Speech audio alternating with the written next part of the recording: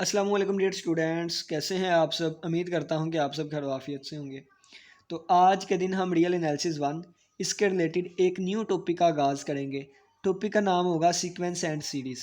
ठीक है, तो आज के लेक्चर में हम डेफिनेशन ऑफ सीक्वेंस देखेंगे, real sequence, finite and infinite sequences और इसके रिलेटेड कुछ एग्जांपल्स को डिस्कस करेंगे। ठीक है, तो चलिए आइए हम इसको स्टार्ट करते हैं। ठीक है, सबसे पहले हमारे पास आएगी डेफिनेशन ऑफ सीक्वेंस। ठीक है, मैं यहाँ पे लिख देता हूँ definition of sequence. Definition of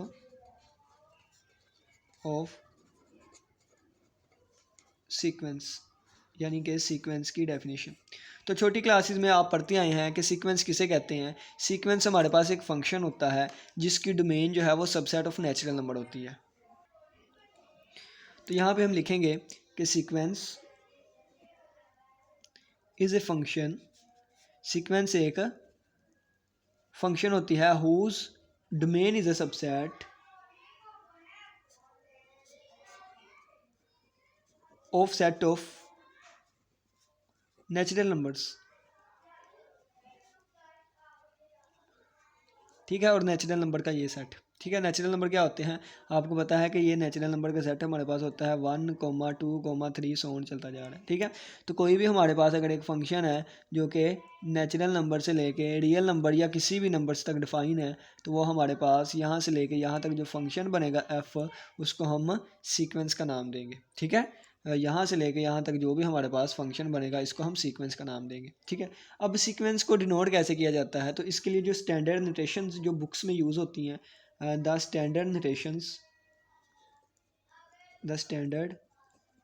notations for a sequence, एक सीक्वेंस के लिए, तो मैं यहाँ पे डिफरेंट लिख दूंगा जो कि डिफरेंट बुक्स में यूज़ होती हैं। ठीक है, तो किसी बुक में हमारे पास सीक्वेंस की नोटेशन ये यूज़ होती है XN।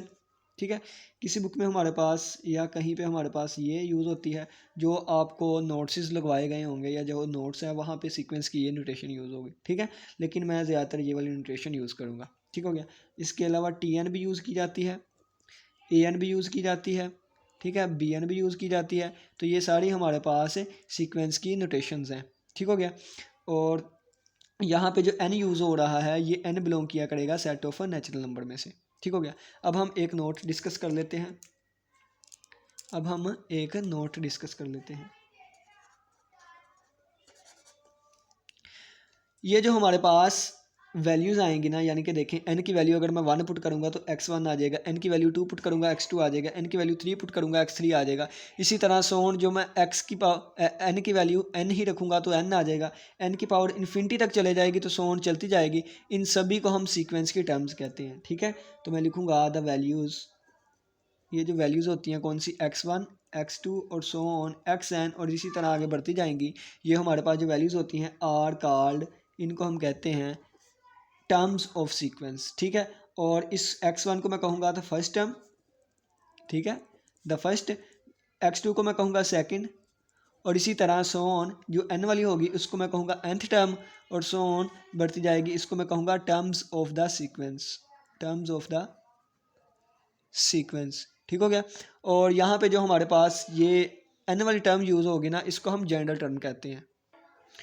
यहाँ पे हमारे पास एक और पॉइंट आ गया, देखें कि ये जो हमारे पास वैल्यूज़ आई हैं ना, ये जो टर्म्स आई हैं, ठीक है, ये किसी सेट के एलिमेंट्स भी हो सकती हैं। ठीक है, तो यहाँ पे लिख लें the terms of the sequence, ये जो सीक्वेंस की हमारे पास टर्म्स आती हैं can be the elements of any set, ये किसी सेट के एलिमेंट भी हो सकते हैं। ठीक है, इसके बाद हमारे पास आएगी रियल सीक्वेंस। रियल सीक्वेंस क्या होती है, ऐसी सीक्वेंस जिसकी रेंज जो है वो रियल का ही सबसेट हो, उसको कहते हैं हम रियल सीक्वेंस। ठीक है, तो यहाँ पे हेडिंग लगा लें रियल सीक्वेंस क्या होती है। तो पहले देखें कि सीक्वेंस है, इसका मतलब है कि डोमेन तो नेचुरल नंबर ही रहेगी। ठीक है, डोमेन नेचुरल नंबर ही रहेगी, लेकिन ये हमारे पास कोड मेन आ गई। ठीक है, कोड मेन, लेकिन उसकी जो रेंज आएगी ना, रेंज, ठीक है, यानी कि इसके अंदर से जो एलिमेंट्स आएंगे, रेंज आएंगे, वो सबसेट ऑफ आर हो। ठीक है, रेंज जो है वो हमारे पास सबसेट ऑफ आर हो, तो फिर ये हमारे पास रियल सीक्वेंस बन जाएगी। असल में ये भी हमारे पास रियल सीक्वेंस ही थी जो मैंने बनाई हुई थी। ठीक हो गया, तो ये यहाँ से लेके यहाँ तक। अब कोड मेन कम्प्लेक्स नंबर्स भी तो हो सकती है ना। ठीक है, लेकिन ऐसी सीक्वेंस जिसमें रेंज जो है वो आर का सबसेट हो, उस सीक्वेंस को हम रियल सीक्वेंस कहते हैं। ठीक है, तो इसकी डेफिनेशन आप लिखें, a sequence whose range is a subset of R, is a subset of R. तो इस वाली सीक्वेंस को हम क्या कहेंगे, रियल सीक्वेंस कहेंगे। अब हम चलते हैं फाइनाइट सीक्वेंस पे। ठीक है, अब हम चलते हैं फाइनाइट सीक्वेंस पे।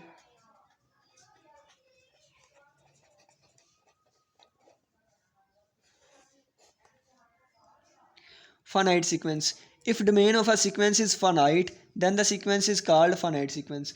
अगर किसी हमारे पास सीक्वेंस की जो डोमेन है वो फाइनाइट आ जाएगी, तो फिर हमारे पास यानी कि डोमेन फाइनाइट है ना, तो यहाँ पे एग्जांपल देके बताता हूँ मैं, यानी कि अगर ये हमारे पास n है और ये हमारे पास r ही है, तो अगर आप देखें मैं यहाँ पे कह लूँ कि हमारे पास ये एक वैल्यू है, हमारे पास यहाँ पे 1 वैल्यू है, यहाँ पे 2 वैल्यू है, ठीक है, यहाँ पे हमारे पास 3 वैल्यू और सो ऑन, यहाँ पे n वैल्यूज़ हैं। ठीक है, तो ये एक फाइनाइट है। ठीक है, डोमेन क्या है, फाइनाइट है। तो ये देखें, ये किसी से मैप करेगा, ये भी किसी से मैप करेगा, ये भी किसी से मैप करेगा, ये भी किसी से मैप करेगा, तो हमारे पास रेंज जो है वो खुद ब खुद फाइनाइट आ जाएगी। ठीक है, तो हमारे पास ये कौन सी बन गई, ये फाइनाइट सीक्वेंस बन गई। ठीक है, फाइनाइट सीक्वेंस बन गई, फाइनाइट सीक्वेंस, और ये यहाँ से लेके यहाँ तक। ठीक हो गया। इसके अगर डेफिनेशन लिखें तो इस तरह लिखेंगे, if domain of a sequence, if domain of a sequence is finite then the sequence is called finite sequence। ठीक है, तो ऐसी सीक्वेंस को हम फाइनाइट सीक्वेंस का नाम देंगे। ठीक हो गया।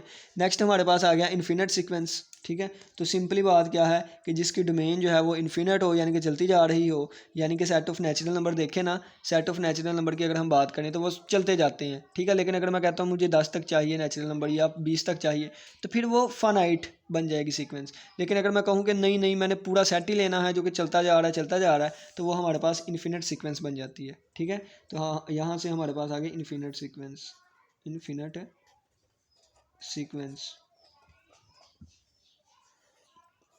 infinite sequence।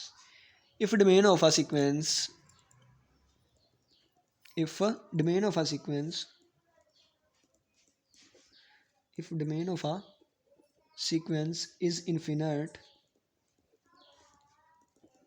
then the sequence is called infinite sequence, is called infinite sequence। और इसके अगर आप डायग्राम बनाना चाहें तो आप इस तरह बनाएंगे, देखें कि ये हमारे पास सेट ऑफ नेचुरल नंबर है। ठीक है, और आप यहाँ पे 1 लिख लें, यहाँ पे आप 2 लिख लें, यहाँ पे आप 3 लिख लें, और सो ऑन, ये चलते ही जा रहे हैं। ठीक है, और यहाँ पे आप कोई भी सेट रियल नंबर भी लिख सकते हैं, और ये यहाँ से लेके यहाँ तक हमारे पास फंक्शन बन गया। और ये हमारे पास जो फंक्शन बना, ये हमारे पास इन्फिनिट सीक्वेंस है। क्यों? क्योंकि इसकी डोमेन में देखें तो सेट ऑफ नेचुरल नंबर जो हैं वो चलते जा रहे हैं, इन्फिनिट है इसकी डोमेन, डोमेन में इन्फिनिट नंबर ऑफ एलिमेंट्स है, देन ये हमारे पास इन्फिनिट सीक्वेंस बन गई। अब यहाँ पे ना एक और अंडरस्टूड बात जो है वो आप देख लें कि हम ना रियल एनालिसिस कोर्स पढ़ रहे हैं। कौन सा कोर्स पढ़ रहे हैं? रियल एनालिसिस पढ़ रहे हैं। तो यहाँ पे अगर सिंपल सीक्वेंस की बात की जाएगी ना, तो आप अंडरस्टूड तौर पर आप रियल सीक्वेंस ही लेके चलेंगे। ठीक है, यानी कि ऐसी सीक्वेंस ही लेके चलेंगे जिसकी रेंज जो है वो रियल नंबर का सबसेट हो। ठीक है, तो हमने सीक्वेंस के बारे में देखा क्या होता है, एक फंक्शन होता है जिसकी डोमेन नेचुरल नंबर्स होती है। सीक्वेंस की ये नोटेशंस हैं जो कि आगे यूज़ की होंगी। ठीक है, इसके बाद नोट हमने देखा कि इन वैल्यूज़ को हम first term, second term, nth term कहते हैं। ठीक है, और ये किसी भी सेट के एलिमेंट्स भी हो सकते हैं। रियल सीक्वेंस कौन सी होती है? जिसकी हमारे पास range subset of real number हो।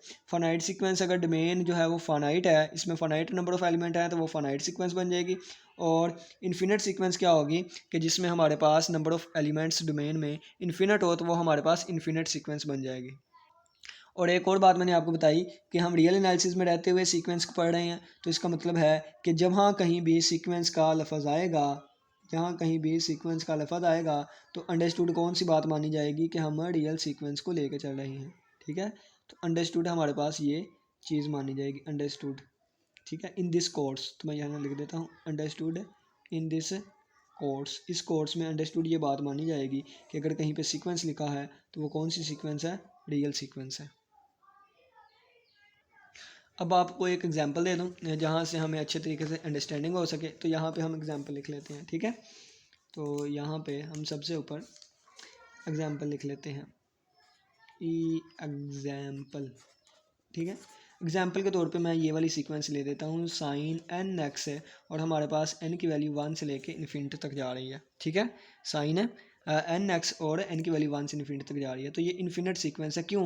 क्योंकि इसकी डोमेन जो है वो 1 से यहाँ तक जा रही है, यानी कि अगर मैं डोमेन की बात करूँ, इसको यहाँ ड्रा करना चाहूँ, तो ये हमारे पास इस तरह बनेगा, यानी कि एन की वैल्यू 1 2 3 सोन कहाँ तक जा रही है, यहाँ पे कहीं एन भी आएगा और सोन ये चलती जा रही है, ठीक हो गया। और इस पे जो फंक्शन डिफाइन होगा वो कौन सा है, फंक्शन डिफाइन होगा हमारे पास साइन एन एक्स वाला, ठीक है। और इसके आंसर क्या आएंगे देखें, जब एन की जगह 1 आया तो ये क्या बन गया, जब एन की जगह 1 आया तो ये हमारे पास साइन 1 एक्स बन गया, ठीक है। तो ये हमारे पास बन गया साइन 1 एक्स, साइन एक्स बन गया। जब मैंने 2 पुट किया यानी कि ये इससे मैप हो गया, ठीक है। और जब ये इससे मैप हुआ, किससे मैप होगा, ये बन के जाएगा साइन 2 एक्स से। ये किससे मैप होगा, ये साइन 3 एक्स से मैप हो जाएगा। और इसी तरह ये किससे मैप होगा, साइन एन एक्स से मैप होगा, ठीक है ना। इसी तरह ये चीज़ें चलती जाएंगी, ठीक है, इसी तरह ये चीज़ें चलती जाएंगी। और यहाँ पे मैं डॉट लगा दूँ ना, ठीक है। तो इसमें अगर हम देखें तो ये इसकी हमारे पास वैल्यूज़ कौन कौन सी आएंगी, sine 1 x, sine 2 x, sine 3 x और सो ऑन, इस तरह ये चलता जाएगा।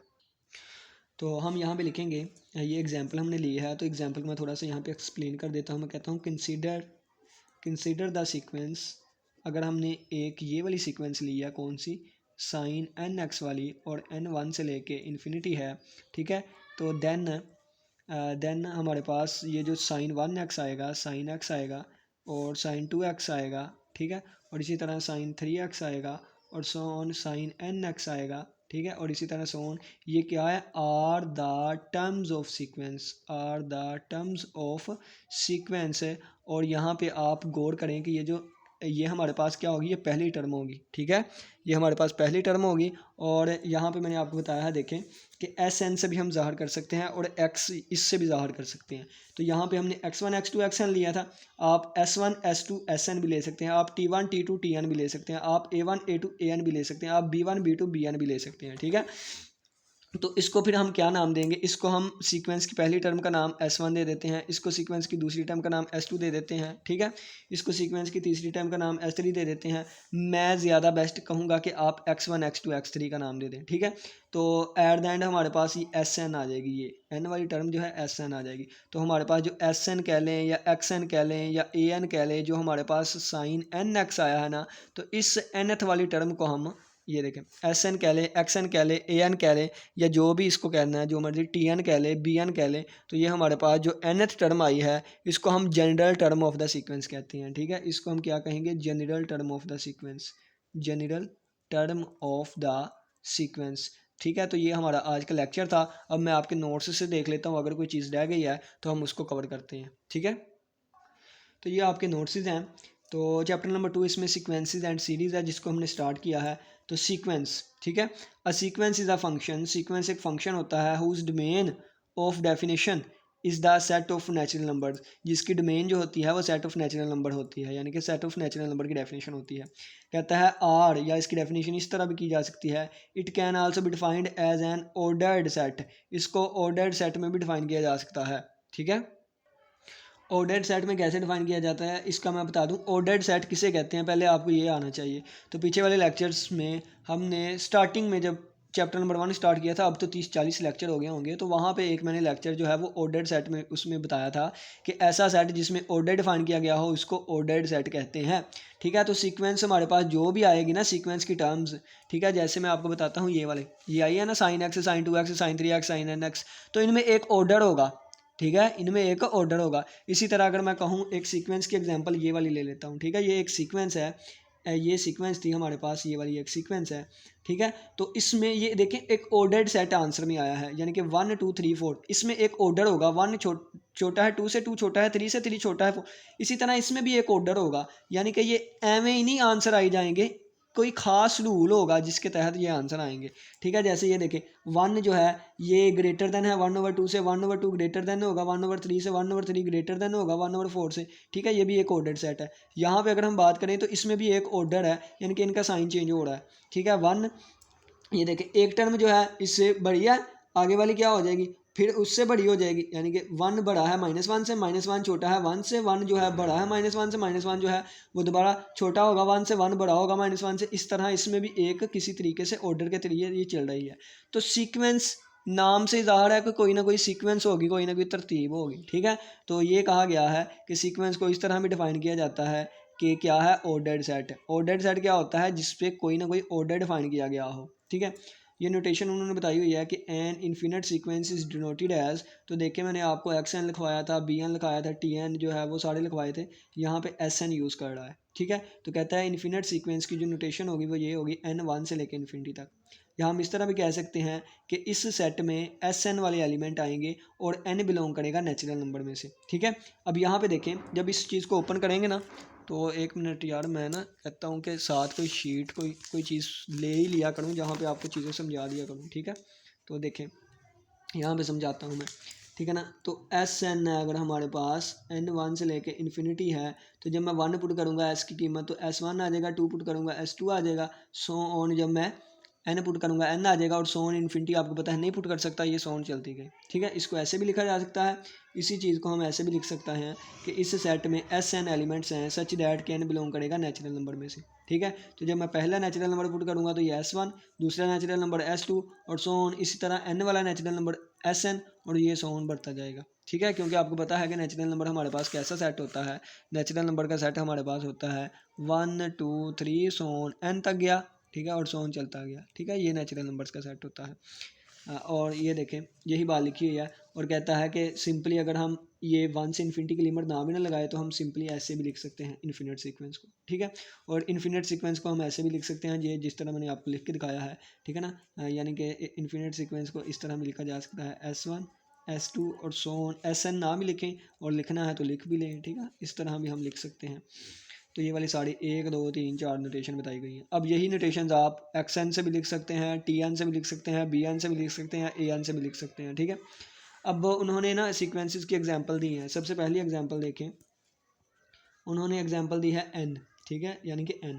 तो इसका मतलब क्या है कि मैंने बताया था कि इसको सिंपल ये भी लिख सकते हैं n 1 से इन्फिनिट तक जाएगा, ठीक है। जब n की वैल्यू 1 होगी 1, 2 होगी 2, 3 होगी 3, सो ऑन चलता गया, ठीक है। ये पहली एग्जांपल। एग्जाम्पल का दूसरा पार्ट देखें, क्या है, 1/n है। तो जब मैं 1/n लूँगा तो ये हमारे पास जब n की वैल्यू 1 पुट की तो 1 आ गया, 2 पुट की 1/2 आ गया, 3 पुट की 1/3, 4 पुट की 1/4, सो ऑन चलता गया, ठीक है। तो ये भी हमारे पास एक सीक्वेंस की एग्जांपल आ गई, ठीक है। अब देखें तीसरे नंबर पे हमारे पास ये है, ठीक है, n+1। जब n की वैल्यू मैं क्या पुट करूँगा, 1 पुट करूँगा। अब n की वैल्यू 1 to 3 क्यों पुट कर रहा हूँ, क्योंकि ये हमारे पास n जो है वो नेचुरल नंबर से बिलोंग कर रहे हैं। हमने कहा है कि डोमेन जो है वो सबसेट ऑफ नेचुरल नंबर होना चाहिए, ठीक है, सबसेट ऑफ नेचुरल नंबर। तो अब देखें, जब मैं वैल्यू 1 पुट करूँगा तो ये -1 की पावर 1+1 बन जाएगा। जब मैं 2 पुट करूँगा, ठीक है, तो ये -1 की पावर 2+1 बन जाएगा। जब मैं 3 पुट करूँगा तो 3+1, सो ऑन, ये चीज़ चलती जाएगी। अब ये देखें, -1 की पावर 2 हो गया, -1 की पावर 3 हो गया, -1 की पावर 4 हो गया, इसी तरह आगे वाला -1 की पावर 5 हो जाएगा, सो ऑन चलता जाएगा। अब -1 का स्क्वायर +1 और ये -1 और ये -1 +1 हो जाएगा और ये -1, सो ऑन, इस तरह ये चलती जाएगी। तो ये भी हमारे पास एक सीक्वेंस बन गई, ठीक है। और इसके बाद यहाँ पे लिखा हुआ है सब सीक्वेंस, इंक्रीजिंग डिक्रीजिंग और मोनोटोनिक सीक्वेंस। तो ये हम आने वाले लेक्चर्स में सारी चीज़ें डिस्कस करेंगे। उम्मीद करता हूँ कि आज के लेक्चर की समझ आई होगी। आज के लेक्चर में हमने क्या चीज़ें डिस्कस की, आज के लेक्चर में हमने डेफिनेशन ऑफ सीक्वेंस देखी, रियल सीक्वेंस देखी, फाइनाइट और इन्फिनिट सीक्वेंसेस देखी और एग्जांपल देखी। किसी बच्चे को कोई भी क्वेश्चन हुआ तो लाजमी पूछिएगा। इसी के साथ इजाज़त दे। अल्लाह हाफिज़, अल्लाह निगहबान।